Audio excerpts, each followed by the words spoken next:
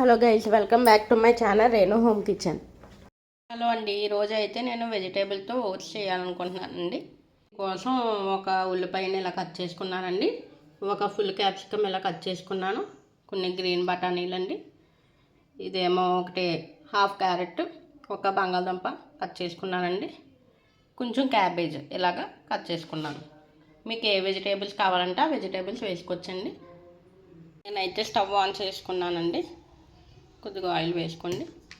ఇప్పుడు ఆయిల్ వేసుకున్నాక ఇందులోకి ఆనియన్స్ వేసుకున్నానండి.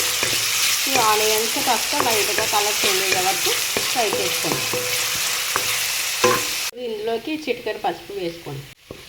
పసుపు వేసాక కొద్దిగా కలుపుకోండి. ఆనియన్స్ అన్నవి కాస్త ఎలాగా చేంజ్ అయ్యాయి కదండి, లైట్గా కలర్ ఈ విధంగా చేంజ్ అవుతే చాలు కలర్. ఇప్పుడైతే నేను ఇందులోకి కట్ చేసి పెట్టుకున్న మొత్తం అన్ని వెజ్జీస్ అయితే యాడ్ చేస్తానండి. నేనైతే చేపల్లో కట్ చేసి ఇలా వేసుకున్నానండి, చిన్న చిన్నగా అయితే టేస్ట్ బాగుంటాయని ఈ విధంగా అయితే వేసుకున్నాను నేను. ఇప్పుడు ఇందులోకి 1 స్పూన్ ధనియా పౌడర్ యాడ్ చేసుకోండి, 1 స్పూన్ జీరా పౌడర్, నేనైతే ప్యాకెట్లో వేస్తానండి. సాల్ట్ ఒక హాఫ్ స్పూన్, కారం ఒక హాఫ్ స్పూన్, ఇవన్నీ వేస్తాం కదండి. దీన్ని ఇప్పుడు బాగా కలుపుకోండి.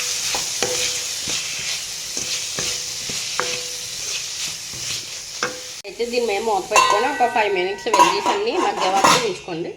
ఇప్పుడైతే మూత తీసి చూద్దామండి. చూసారు కదండి, ఈ విధంగా అయితే కాస్త వెజ్జీస్ అన్నీ మగ్గిపోయాయి కదండి. ఇప్పుడు ఇందులోకి దీంతో ఒక కప్ అయితే ఓట్స్ వేసుకుంటున్నానండి నేను.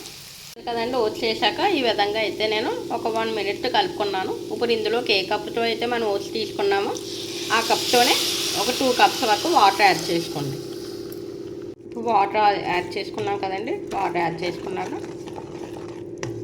ఓట్స్ అనేది బాగా కలుపుకోండి. మీకు కారం ఎక్కువ కావాలంటే కారం ఎక్కువ వేసుకోవచ్చండి, నేనైతే లైట్గానే వేసాను.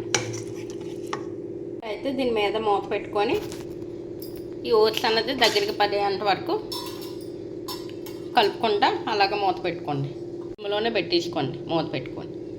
అయితే ఒకసారి మూత తీసి చూద్దామండి. కొంచెం అయితే దగ్గర పడింది కదండి, కొంచెం గరం మసాలా యాడ్ చేస్తున్నాను. లాస్ట్లో కొత్తిమీర వేసుకోండి. కొత్తిమీర వేసేసాక ఒకసారి మళ్ళీ కలుపుకోండి. చూడండి, ఓట్స్ అన్నది దగ్గరగా పడింది కదా. ఇంకొకరైతే స్టవ్ ఆఫ్ చేసుకుంటే సరిపోతుందండి. ఇప్పుడైతే నేను స్టవ్ ఆఫ్ చేసేస్తున్నాను. చూసారు కదండి, ఓట్స్ అయితే రెడీ అయిపోయింది. మీకు కనుక నా వీడియో నచ్చినట్టయితే లైక్ చేసి, షేర్ చేసి, కామెంట్ చేసి, సబ్స్క్రైబ్ చేయండి. Thanks for watching my video.